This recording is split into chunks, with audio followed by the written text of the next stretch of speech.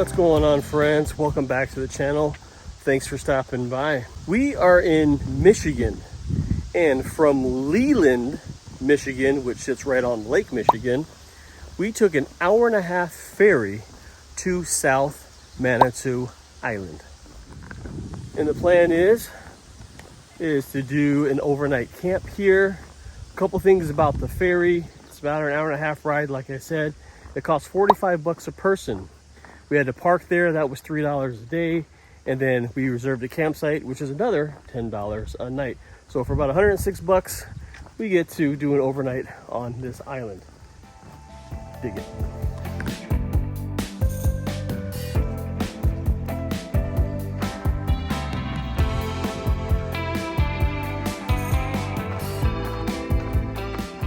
Originally, we planned on going to North Manitou Island. It's a bigger island. They got a bunch of different loops. But evidently, the dock there where the ferry meets up is damaged. It's been damaged for a while, and there's no safe place to load up. So unless you have a private charter, you can't get to North Manitou Island. So we came to South Manitou Island. Once we arrived at the island, we had to register because we're overnight campers, listen to just some regulations and some orientation from a ranger. He went over like leave no trace practices, and we reserved a camp spot at Popple Campground. That is on the north end of the island, about a 3.5, almost 4 mile hike. And then from there, set up camp and just explore the island.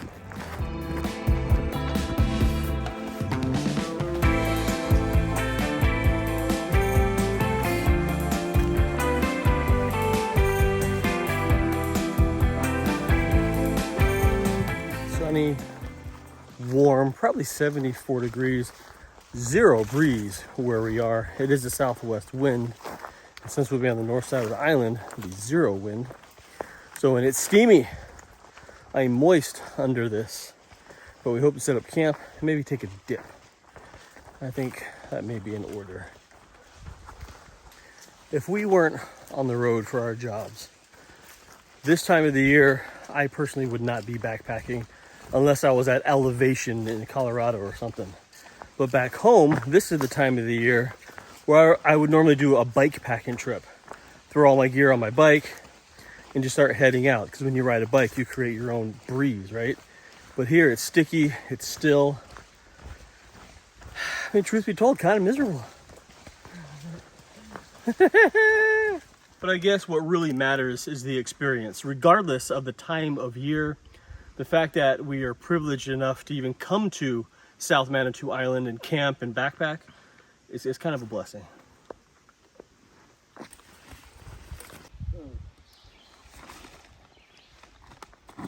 And as you come to the campsites, there's only so many in a particular campground, and they have numbers, and they're not assigned. You just get here and choose one, and if there's no one in it, you can occupy it.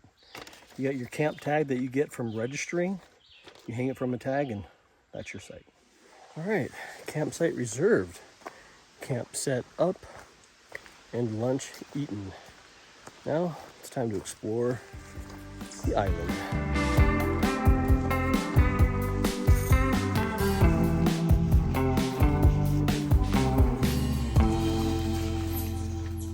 We're using all trails to kind of navigate this island, and there's a bunch of little spur trails on there, like some that lead almost to the coast where you can kind of look out. And this is the second or third one we've come across where it shows on all trails, but it ends up being just a super overgrown, not used or maintained trail. And normally we're not opposed to bushwhacking a little bit through overgrown trails. It's just on this particular trip, we just don't want to. It's hot, it's muggy, there's ticks and snakes, and it's just one more thing we don't want to deal with. Poison ivy. There's poison ivy everywhere. Poison ivy everywhere. And if you don't know what poison ivy looks like or is, just remember, leaves of 3, let it be. Leaves of 3, oh, let it be. If you see 3 leaves, let it be. Now you know. And there's a lot of old buildings here as well. There's a schoolhouse there. There's a bunch of like really old cottages and homes and, you know, just buildings from a village where it was very active years and years and years ago. Now it's all, you know, a national park preserve, and lots of chipmunks, birds. I've seen no deer, no coyotes, no bears, one cougar. Got about 10 miles in today since we left the ferry. Campsite's right up there, but there's a little beach access, and the water looks clear, a nice sandy bottom, and that just begs to be swam in. Not too bad. Not too bad at all.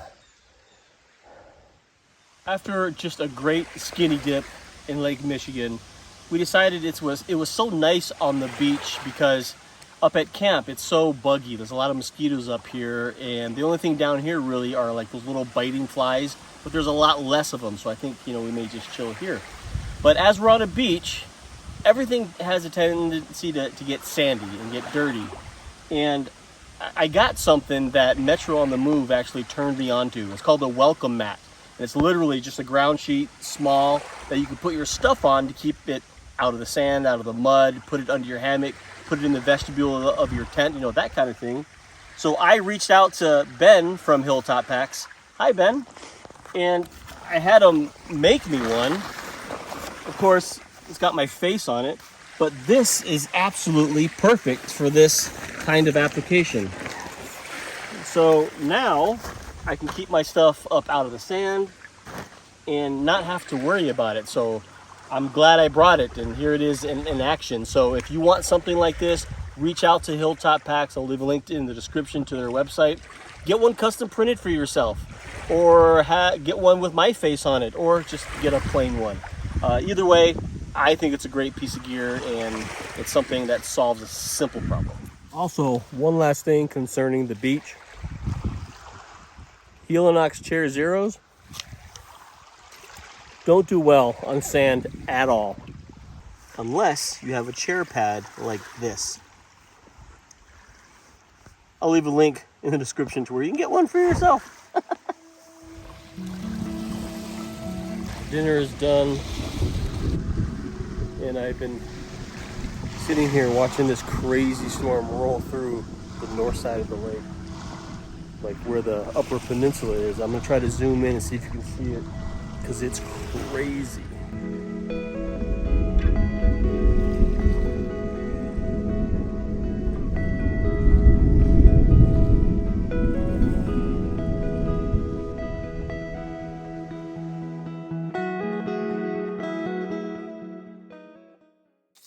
Good morning. 10 o'clock, and we are headed back down to the dock. Because when you're camping on the island, you have to report to the boathouse at the ranger station at 11 a.m. for all campers. That's because they have to check if there's any changes in the weather. The ferry is normally scheduled to be here at 4 p.m. to take everyone back. However, they need everyone to check in at 11 because we're on an island in the middle of Lake Michigan and weather changes all the time. So 11 o'clock, you check in and the ranger lets you know, hey, everything is fine. The boat will be here at 4. Be here by then and we can go back.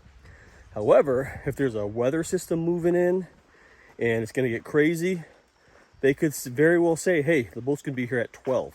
We got to get out of here before the storm. So that's why you check in at 11 o'clock on your day of departure.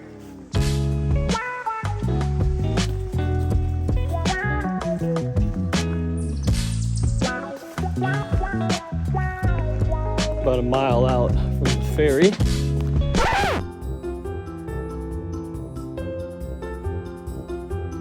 Three-and-a-half mile hike back. So we're gonna arrive just after 11. Hopefully the boat hasn't left.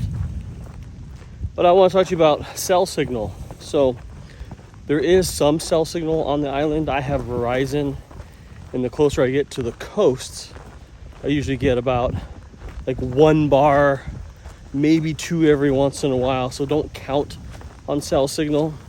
Also, they have some water filling stations up at the village where the dock is. And the water's, potable. You can drink it. Or you can just filter right from Lake Michigan like we did. We did not miss the ferry.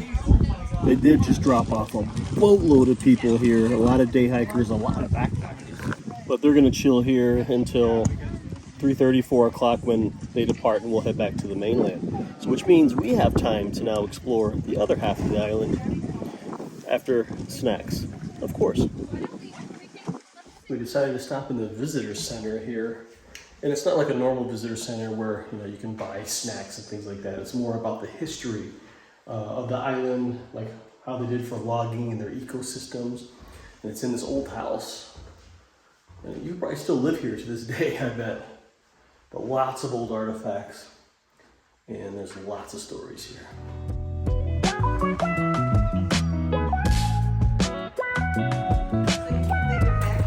So this lighthouse is the third lighthouse that was constructed in 1871. Funny part about that is the first lighthouse didn't last, it got destroyed. The second lighthouse they built was too short, so the boat couldn't see the light. So finally, they built this one. And there are 117 steps to the top.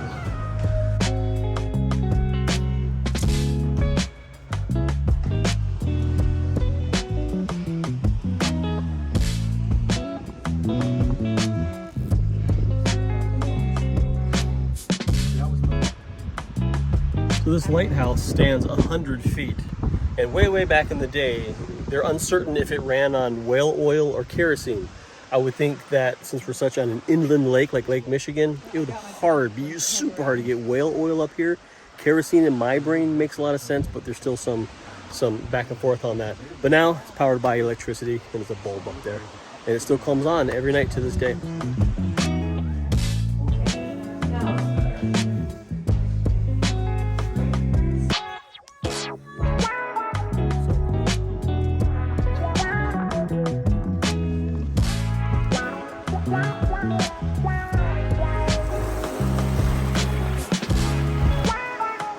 As our time on South Manitou Island is coming to an end, I'd like to say that we're glad we ended up here, because even though the island is small, North Manitou Island is way bigger, but South Manitou has got a lot of stuff, especially for families.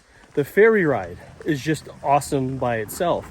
And once you get to the island, there's all kinds of things to do. There's day hiking, there's backpacking and overnight camping. There's a wagon ride where they just hook up a trailer and you can be pulled behind a tractor and kind of around the island. Great if you're limited in ability and in movement. There's lighthouse tours. You can go swimming in Lake Michigan. Tons of opportunity, and it's just a great place that we discovered. So check out South Manitou Island if you're looking for a little bit different of an adventure. All right, well, that's all she wrote. Say goodbye to South Manitou.